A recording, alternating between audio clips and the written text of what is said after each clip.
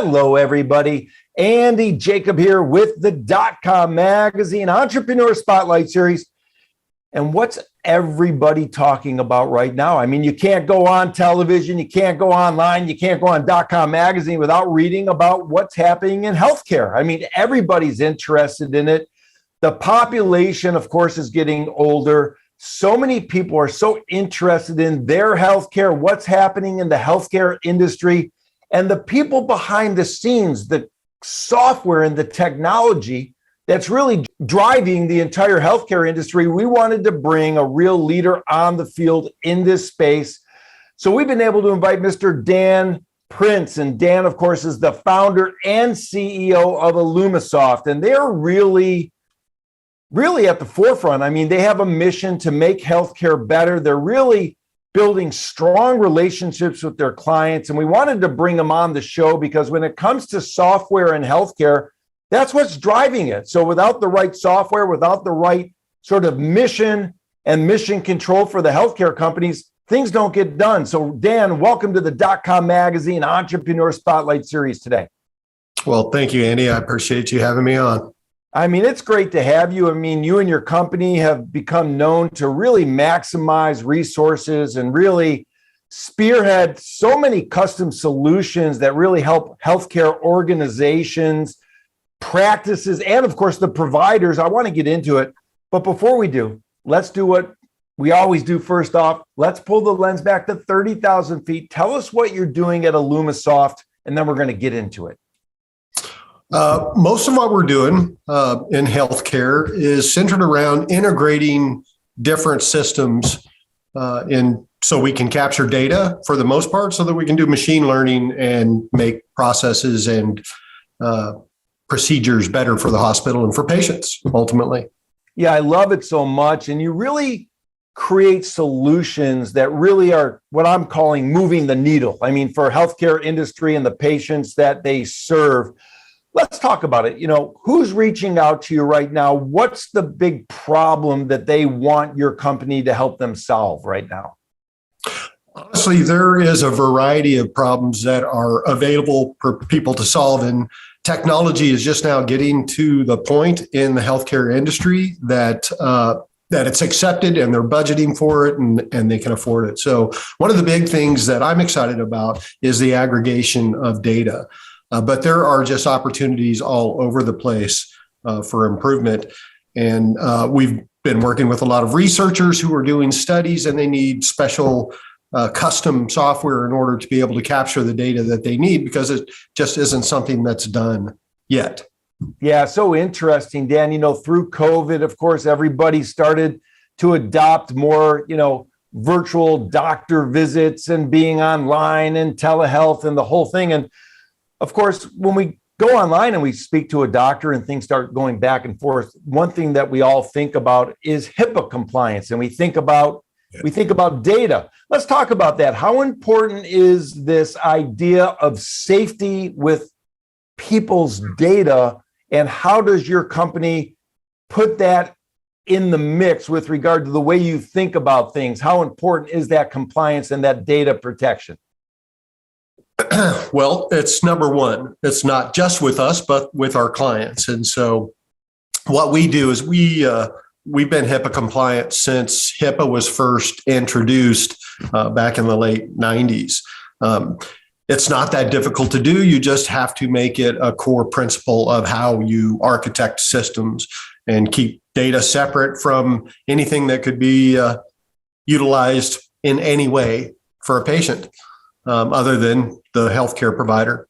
Yeah, it's so interesting. So for the people that are watching the show, I mean, we take it for granted. We go to the doctor. Sometimes, unfortunately, God forbid, we have to go to the hospital or the emergency room. We see our primary care doctor. We're doing telehealth. We're very much thinking about our health all the time because like my Uncle Stanley said, who was a physician, he said, if you don't have your health, everything else is a fake. So when we think about it, and we think about sort of the software component and the data component, give our viewers some idea about how important all that data is to improve healthcare. I mean, how is data improving healthcare through the systems that are using this data to improve their healthcare offerings?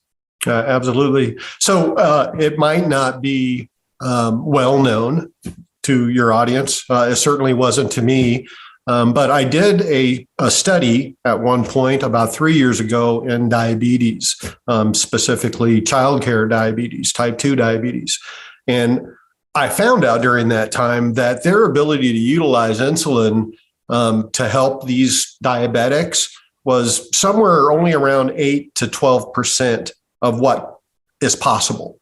And I thought that was extremely low. So capturing a large amount of data surrounding diabetics and their health care or their exercise and their meals and things like that really helped us have a data set that we could apply machine learning to and make some honest, true efforts towards moving that needle.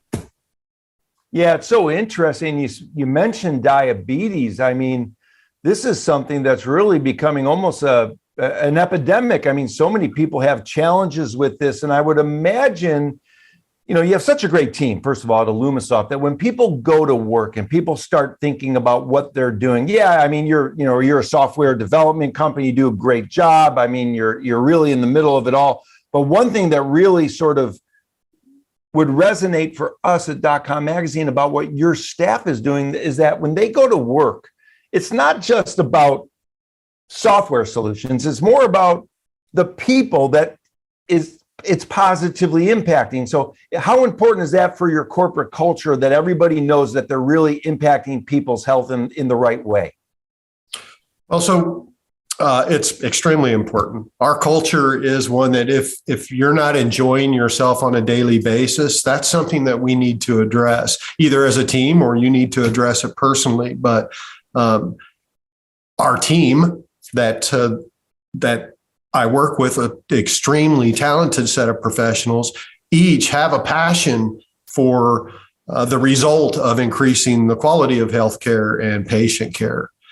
So being able to build systems and support clients and researchers that are moving that in that direction is just a commonality among us that can't be really overstated. But it's not really something that I designed into the business either.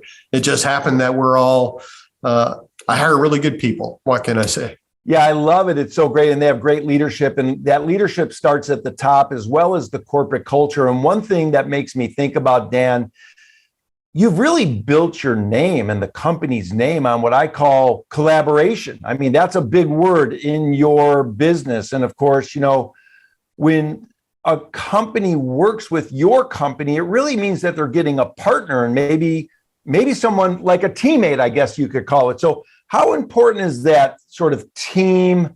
How important is that partnership to the success of what you're doing? Maybe speak to for the younger entrepreneurs watching the show about how important it is to look at your clients as part of a team and become a real partner in their business. I completely agree with that. I have said for some time now that the difference that you're going to be able to make, the niche that you're going to be able to carve for yourself in the future is going to be more about customer service and care for your clients and their business and everything surrounding why they're coming to you in the first place. And so we have to team with our clients because of the way technology projects work. If the client has a hard time explaining exactly what they're looking for to the level of detail that the technologist needs in order to implement it. So there has to be back and forth conversation. Otherwise, you just aren't going to be successful. We tried that back, earlier in, when software first became a thing, it was called waterfall. And we realized it doesn't work, right? We have to be agile. We have to have that back and forth and include our client partners in the success of the project. And we have that in every agreement that we make with them. It's like, this depends on us getting along really well. So that's one way that we choose our clients. Like, do we get along? Do we like each other? Yeah. I would say to the new entrepreneurs out there or to the existing entrepreneurs, focus your business on things that you're truly passionate about. Do unto others as you would have done unto you in business. and in your personal life, and keep pushing forward, and you'll make a difference in the world. Yeah, I love it so much, Dan. That's awesome. Keep pushing forward to make the difference. Now, one thing you make a great difference in at Illumasoft, and of course, it's something that is just paramount to your business, is we talk about the patients. You look at the patient's journey, and you look at the software that you're developing to make sure that the patients themselves get a superior journey. And of course, that's very important. How important is that journey when you're developing something for one of your clients? How often are you thinking about how the patient reacts to the software? Well, that really is at the core of what we do. I'm lucky enough to work with clients that also have that as the reason they come to us for anything.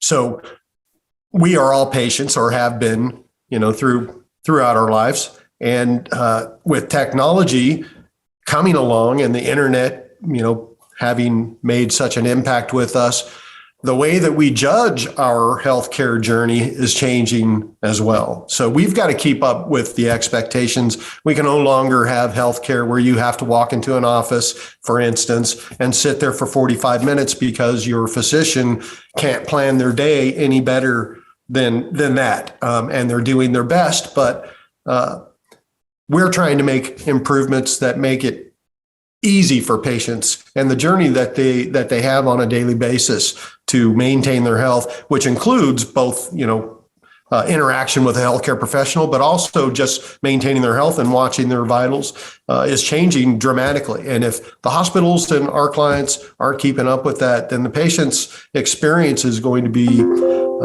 degraded, at least in comparison to the rest of the world and what they experience with banking and everything else.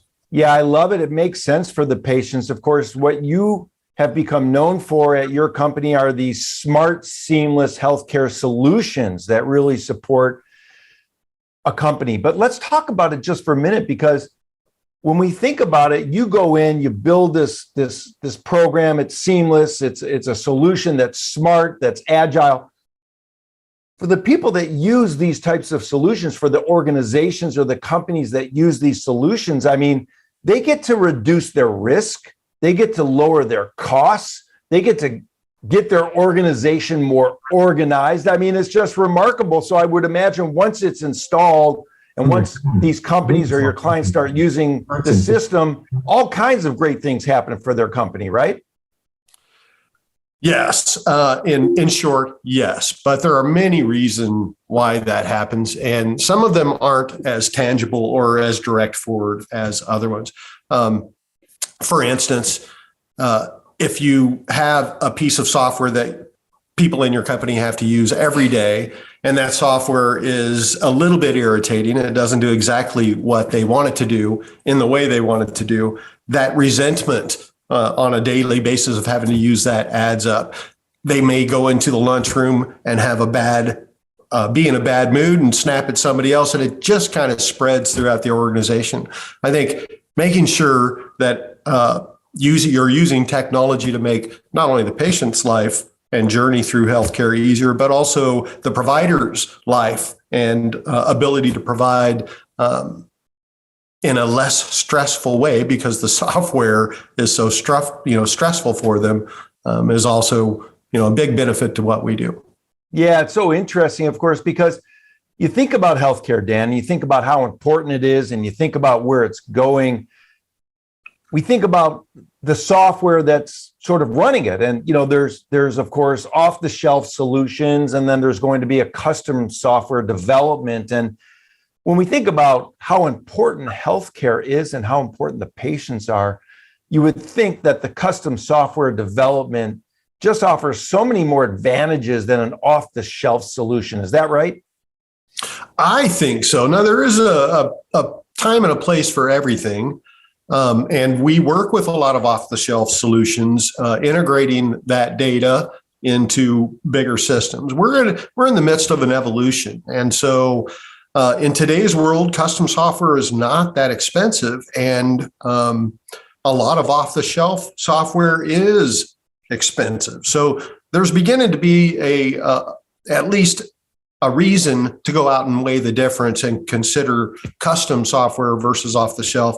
Whereas 10 years ago, custom software was just far dramatically more expensive, harder to maintain, and honestly not written as well as it is today. Yeah, interesting. And of course, when we think about this custom software, something that comes to mind is what I call the transition. So in other words, the transition to the team at your client. And what does that transition look like? Does the client's team work with your team all along the way so that the transition becomes seamless at some point in time after the initiative starts? Do you have a transition team that transitions it over to the clients? How does all that work? Yeah, that would the transition process occurs beginning at day one. So we have a kickoff meeting. We decide who the stakeholders are and what their responsibilities are.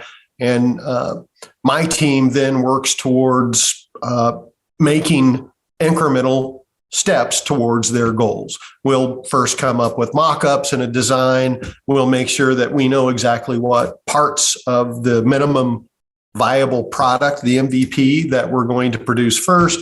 And then we will produce that and let them test it. And then we just keep going through that cycle over and over and over.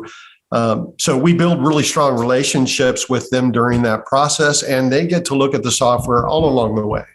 So what we found consistently across the board, 99.99% of the time, what they ask for and what they end up accepting and being happy about is significantly different. Yeah, it's so interesting, of course. You know, we think about the ecosystem when we think about something called failed projects. And one thing that you've become known for, and it's very interesting, is you've had 0 failed projects. I mean, your clients experience 100% satisfaction, you know, and I think that's probably one of the things that if I was in your shoes, that's one of the things I would be most proud of about not only the way my team develop software, but the way in which they engage with my clients. Is that sort of the thing that really rises to the top that gets you up in the morning, Dan? It certainly does make me feel good, but I have a hard time accepting complete responsibility for that. I'm just not going to give up until they're happy. So I don't understand why everybody else can't also, just make that same statement, like, no, I'm just going to keep going until we get it right. We have lost money on projects before, so you could consider that a failure, but we always get to the end goal, and it's through perseverance. Just like let's talk about that. Let's talk about that, Dan, because that's interesting. You know, you started Illumasoft in 2013. You're headquartered in Kansas City. You know, your team has decades and decades of combined experience in healthcare technology, of course, software and project management. Where did this come from? You know, we talk to entrepreneurs, Dan, and you've got this sort of, never say never, keep on pushing, nothing is impossible sort of mindset. Did that come from, when you were younger? Did it come from going to school, playing sports? What was the thing in your younger days, if I could call it that sort of got you lined up to think this way? Well, that's a good question, Andy.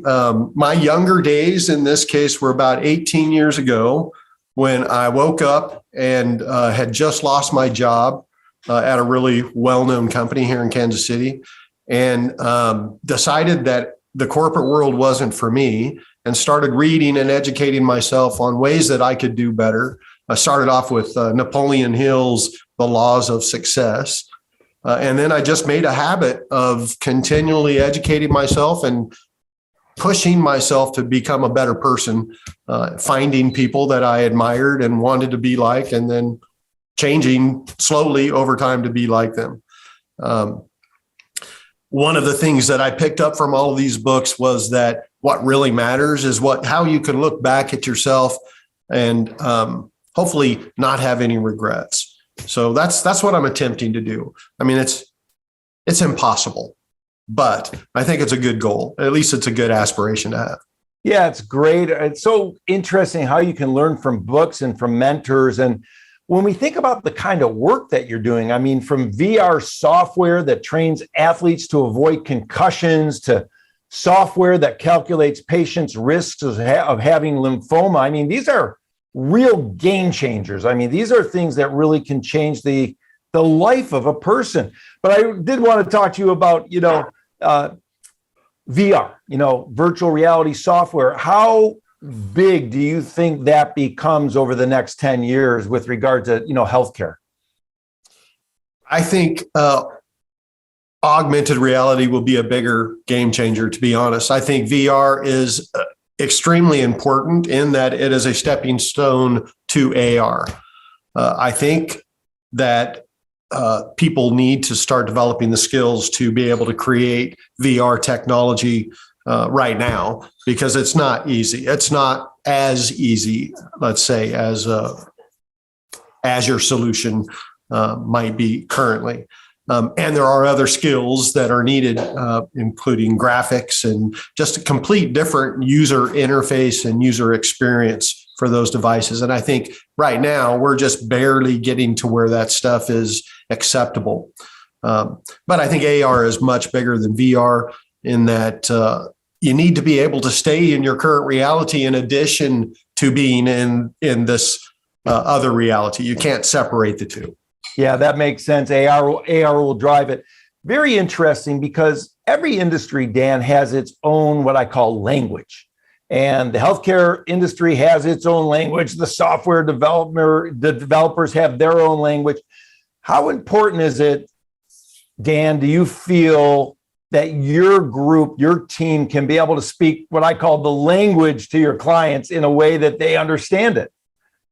Well, that's the only way that we can do it, to be honest. And my team is really good at communicating their ideas. So I think a good way to communicate would be to express it in the correct term, but then judge whether or not they got that or if they understand it. So we ask a lot of questions, and we often, request feedback, because what we have to discuss with our clients and with their team is often technical, right? It is what it is. And so we do a lot of analogies, and we say it's like this, and we draw a lot of pictures and we whiteboard things. But getting that across to them and getting their feedback is the core, really, of understanding them. And if we can't repeat back to them what they asked for in different words and have them say, yep, that's it, then we're not ready to start.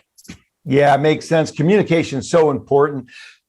Before I let you go, and you're so busy, and thanks for cutting out some time for me today. This has been very, very interesting, taking us inside your company, inside the success of Illumasoft.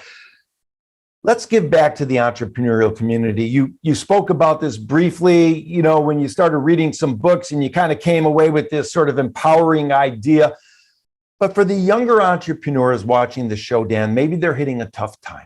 Maybe they're hitting a roadblock. Maybe they're hitting a wall they can't quite get through. What type of advice can you give to the younger entrepreneurs watching the show about how to get through a tough time in business? For me, how to get through a tough time is constantly reinforcing your beliefs in yourself and in your idea or business.